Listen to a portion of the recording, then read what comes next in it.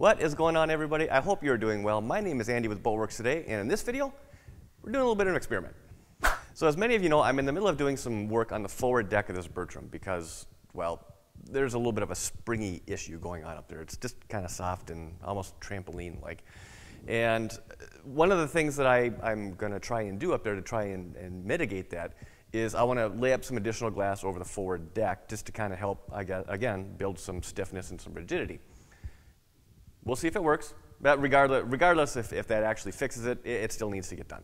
But anyways, so going through the thought process as far as what kind of glass and resin I want to be using, it kind of popped up a question that, I guess it's something that I've always taken for granted and never really put the screws to it to actually test. But when you're thinking about the process of vinyl ester versus polyester or in epoxies, different types of epoxies, it's always been pretty well held that epoxy will give you a stiffer, stronger laminate, and I'm not going to disagree with that. But where the question comes up for me is, well, how big of a difference is there really between, say, like an epoxy versus a polyester or a vinyl ester? That's what I want to find out today. So for doing this experiment, I'm going to cut 4 strips of 1708. They're going to be equal width, equal length, and they're all coming off the same sheet, just trying to keep everything as similar as possible. And the resins I'm going to be using for this are going to be the Total Boat polyester resin, as well as the 5:1 and the 2:1 epoxy, as well as a can of vinyl ester resin that I had left over from when I did the transom on the Whaler. And just to make sure I don't fiberglass each of these strips down my workbench, I'm going to lay down some plastic, and then once everything is cured, everything should lift back off, pretty nicely.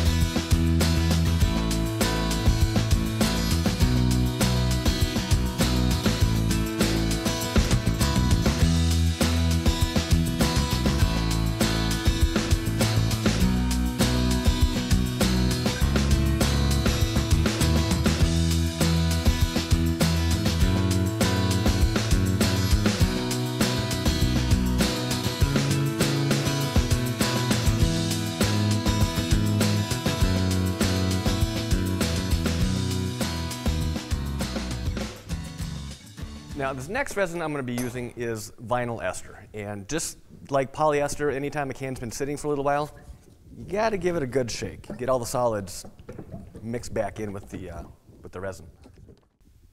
Let me go grab a wrench. I can't get the lid off.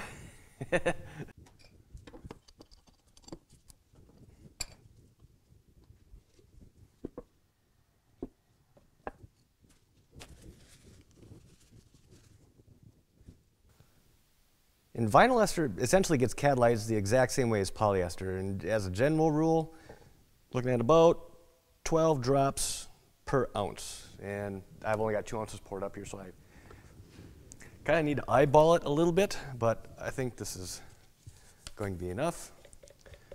One of the little signs that I look for is if the resin itself turns a darker color, well, then you got enough catalyst in there. And I should say, I think that this resin is still good. Vinyl ester only has like a 3-month shelf life, so I think it's still good, but I can't say for sure. I guess we'll find out tomorrow.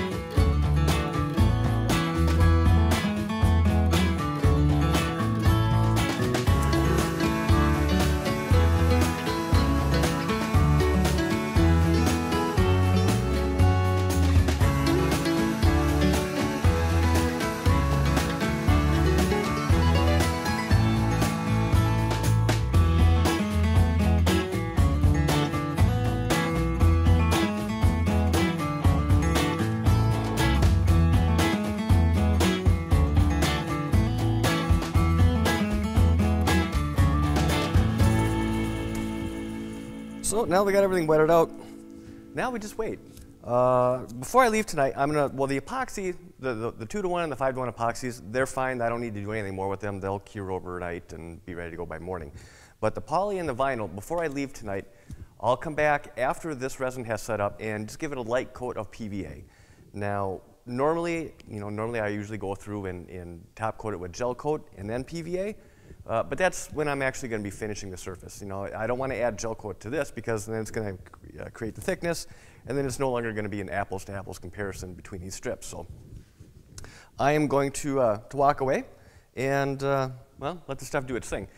Good morning. It is the following day, so now everything has had plenty of time to cure, and it should be all set and ready to go. Now let's just hope that these strips didn't weld themselves to the plastics. Let's see how it goes. And just to make sure that I keep everything straight here, I'm going to label these real quick. So this is the 2-to-1. This is the 5-to-1. This is the vinyl. And this is the poly. All right. Let's see. Well, let's start with the epoxy first. Oh, this is coming off nice. Okay.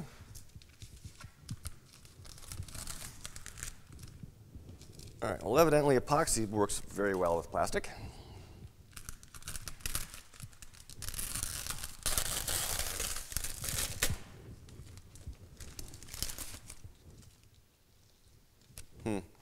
I'm starting to think that this vinyl ester was a little old because it just doesn't feel right.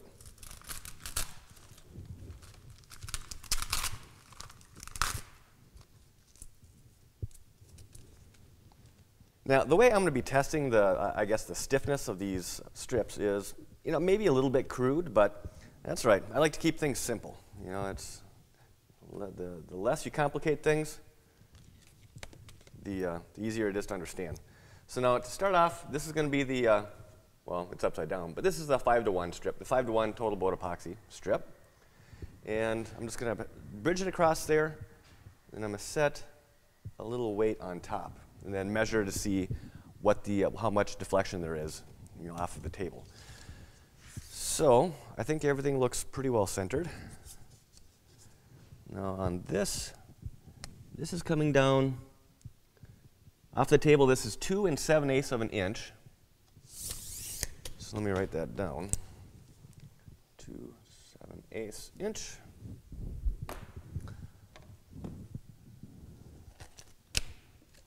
Now this is the 2-to-1 total boat epoxy.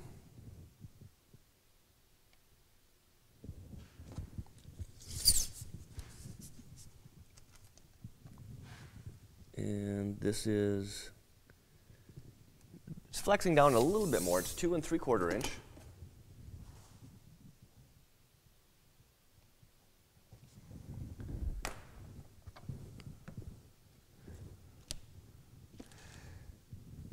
Now the vinyl, like I said, I don't think that this actually set up properly. As I mentioned before, vinyl ester, the reason a lot of people, it's not used very often is because, well, vinyl ester just goes bad on you too quickly. It doesn't have a shelf life to it. It only lasts about 3 months from the date that it's actually manufactured.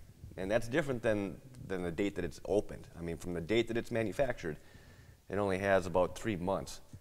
So again, I don't think this is going to be a fair test for it, but, well, we'll just kind of see what it does. Huh. Oop, don't fail me now. This one's coming down, about 2 inches. So the vinyl was 2 inches. And lastly is the polyester resin.